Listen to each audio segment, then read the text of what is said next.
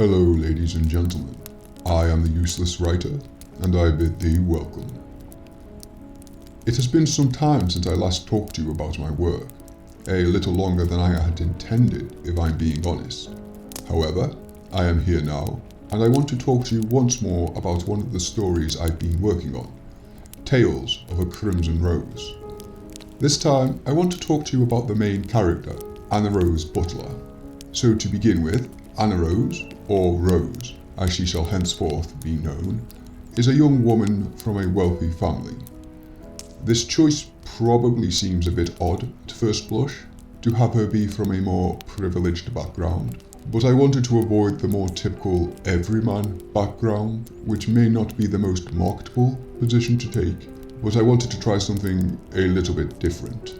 Besides which, as I played around with ideas for the character, I found that going with this background for the character opened up some opportunities that would not have been possible otherwise.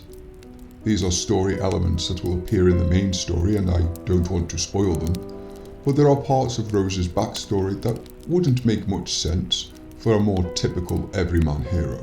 Naturally, Rose being from such a privileged background led me towards another aspect of the story, the setting. Tales of a Crimson Rose features a boarding school type setting as a large part of the story. Some of you may be familiar with such a setting, some of you may not. Hopefully I will have done enough in the story itself to establish it as its own thing. Now, this choice in setting was influenced by the old-fashioned adventure tales I read as a youth, but was really solidified once I'd settled on Rose's background.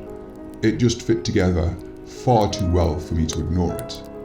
Again, this is spoiler territory, so I won't go too deeply into it, but to give a brief overview, her father is a workaholic who very rarely sees his family and is more concerned with his stocks and shares than with them. Her mother is, to be frank, a vain narcissist with an alcohol problem. Both of them have very defined ideas on the type of woman their daughter should grow up to be, and do not take very kindly to any deviation from their plans. So, what kind of girl is Rose? Well, since I'd already made the decision to depart from the everyman archetype, I thought I might as well depart from some of the more standard protagonist tropes as well. That said, this wasn't simply about subverting standard practices for the sake of it. It was about writing a character I wanted to write, about writing a character I'd like. This will be a trend throughout my entire writing process. I will be writing what I want to write rather than what I feel is most marketable. As such, Rose is a very straightforward and earnest young woman. She has a very vibrant personality and tends towards being very upbeat and social. However, that is not to say she has no problems, and despite being so sociable, there are few people she would consider true friends. She is also somewhat flirtatious, with a taste for the fairer sex. Yet despite her upbeat personality, she is not free from doubt. Whilst she has a sharp wit and is quick with a joke, she is equally quick to wonder whether she has gone too far, whether she has overstepped. The same goes with romance. Whilst she likes to think of herself as good-looking and charming, she struggles with the notion that anyone could be attracted to her. She is an intelligent young woman, but dislikes the expectations that would be placed on her if she were to ever actually excel at anything. She is compassionate and has a strong sense of justice, but equally is concerned with interfering too much with other people. Her experiences with her parents have always made her wary of being fawned over too much, as she is aware that that sort of praise also comes with its own set of expectations. Once people have put you up on a pedestal, they will expect you to act a certain way, and will treat it as a betrayal if you don't.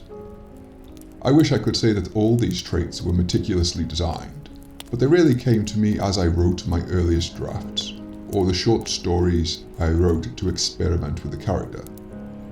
With her backstory and such decided, it was time to settle on her appearance. For this, I decided to lean further into what I'd already established and make her look like the ideal English Rose archetype. The classical blonde hair, blue-eyed look. I feel this works well, as she both is and isn't that traditional English Rose. By this point, the themes and such in the story were becoming quite evident to me as well, and to my surprise, it was all gelling together quite well. To me, the appearance, personality and backstory I have given Rose actually feed into the main story in a way where they reinforce each other. Also, I think, you may think differently, both contain elements of the past colliding with the future, of tradition meeting progress, and figuring out your place in an ever-changing world. I've liked working with Rose. She's been an incredibly fun character to work with so far, and I hope she'll be just as fun to read about. Once again, I shall leave the link to the story in the description. I hope you'll give it a read, and if you do, please remember to leave a comment telling me what you think. If you have any questions, leave a comment down below, or in the story thread, and I'll do my best to answer them. I've been the Useless Writer, and until next time.